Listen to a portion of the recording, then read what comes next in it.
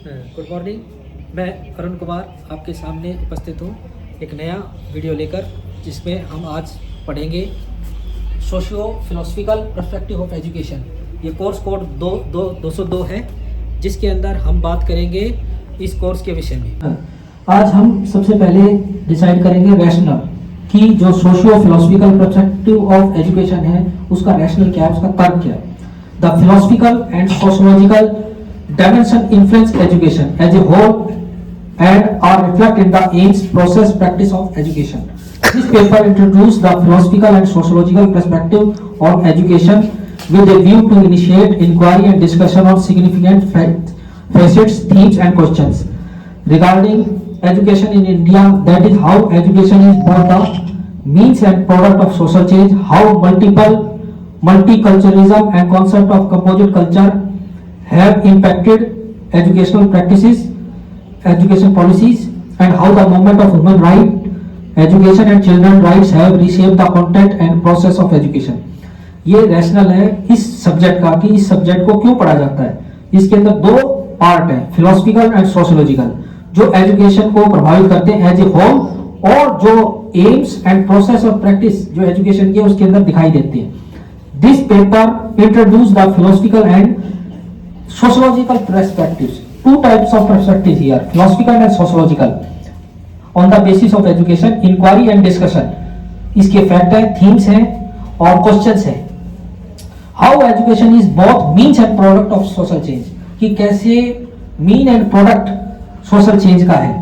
How multiple culturalism and concept of composite culture, multiculturalism and concept of composite cultures have impacted, इन दो का जो बहु संस्कृति है और कंपोजिट कल्चर है उसका एजुकेशन की पॉलिसी पर, ह्यूमन राइट्स पर, बच्चों के अधिकारों पर और एजुकेशन को निर्धारित करने में क्या प्रभाव पड़ता है, ये उसका रैशनल है। Education meaning, principle and aims, इसके अंदर हम एजुकेशन की परिभाषा, अर्थ और उद्देश्य पढ़ते हैं। फिर meaning and function of philosophy, फिर दर्शन, पहले में शिक्षा फिर दर्शन, दर्शन का अर्थ, उसके कार्य, उसका महत्व। इसके बाद दोनों का relationship between philosophy and education, फिर school of philosophy and their implications, कौन कौन सी हमें फिलोसफी पढ़नी है, आइडियलिज्म, नेचुरलिज्म और प्रैग्मेटिज्म और ह्यूमनिज्म। इसके अलावा contribution of different western and Indian thinker to education, जो भारतीय पाश्चात्य थिंकर हैं एजुकेशन के, उनको पढ़ना है, जिसके अंदर महात्मा गांधी, रविंद्रनाथ टैगोर, गिज्जूबाई बड़ेका, मॉन्टेसरी और फ्रोबेल और मॉन्टेसरी वेस्टर्न थिंकर है एजुकेशन के ऊपर। और ये तीन, महात्मा गांधी, टैगोर और गिज्जूबाई बड़ेका, ये भारतीय। तो दूसरी यूनिट है हमारी education and sociology, meaning, concept and importance of sociology, जिसका अर्थ है कि आपको सोशियोलॉजी का अर्थ क्या है, वो उसकी अवधारणा, उसकी संकल्पना और उसका महत्व। Education sociology, meaning, concept and importance of sociology, relationship between sociology and education, socialisation, meaning and concept, means of socialisation, सामाजिकरण का अर्थ क्या है, संकल्पना क्या है, और सोशलाइजेशन प्राप्त करने के स्रोत कौन से, किसके द्वारा हम सोशलाइजेशन करते हैं।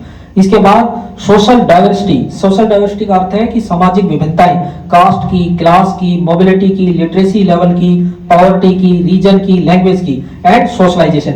इतनी सारी डाइवर्सिटी है और हमें उस डाइवर्सिटी को या उसमें एक सोशलाइजेशन, सामाजिकरण का भाव लाना है।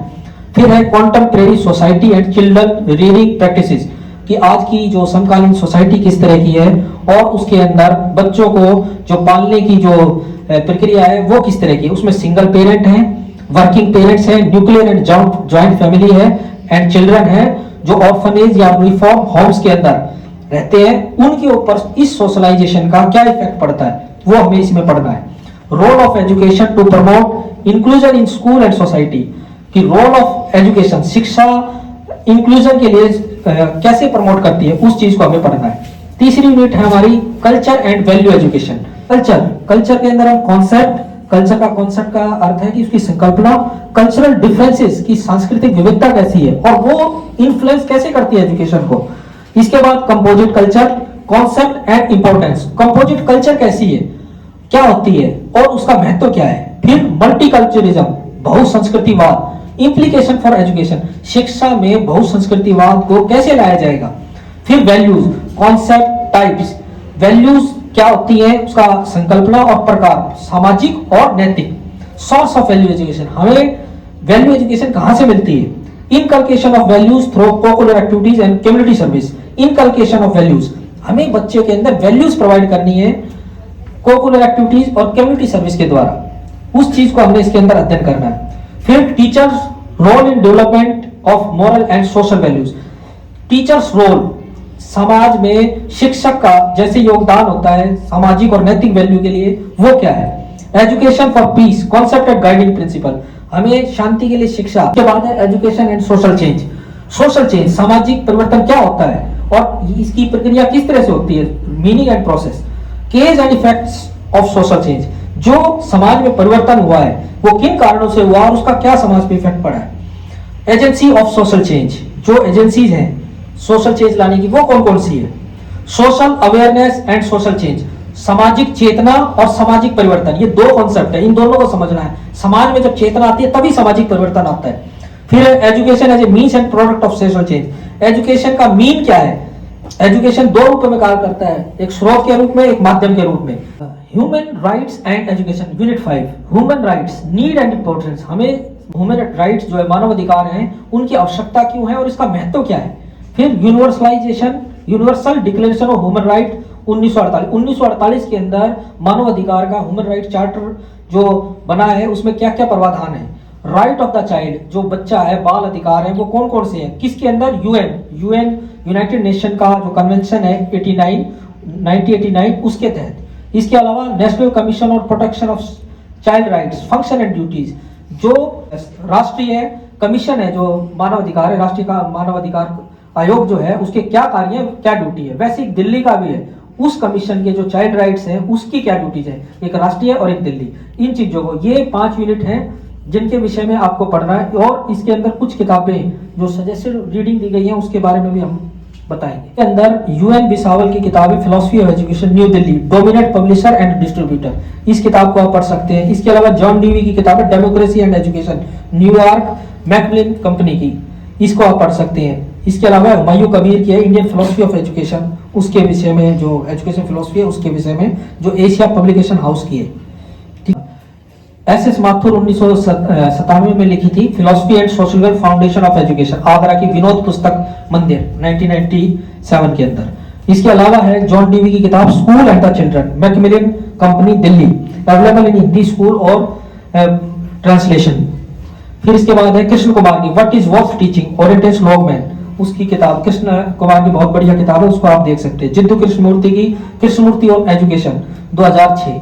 जॉन रूसो की किताब Emile on education, basic books, New York translation by Allan Bloom basic. एक है सुभाष सी कश्यप की over parliament national book trust से। इसके बाद एमएन श्रीनिवास की social change in India, orientation Longman new Delhi. Samina Mishra है, उनकी story of girlhood, the film explore the lives of girl children, 68 minute की एक फिल्म है, वो भी देख सकते हैं। एक है अनुपम श्रीनिवासन की आई वंडर, ये film on childhood and experience of schooling in different part of India, ये 60 मिनट की। तो इसके विषय में, और इसके अलावा for education reader by Krishna Kumar, NCERT CD ROM के अंदर जो है एनसीईआरटी के अंदर अवेलेबल है। तो ये सारा सिलेबस पढ़ने के लिए, जानने के लिए इन किताबों का रेफरेंस जानने की जरूरत है और इस सिलेबस को आप इन किताबों से इस चीज को और अच्छे ढंग से समझ पाएंगे। धन्यवाद।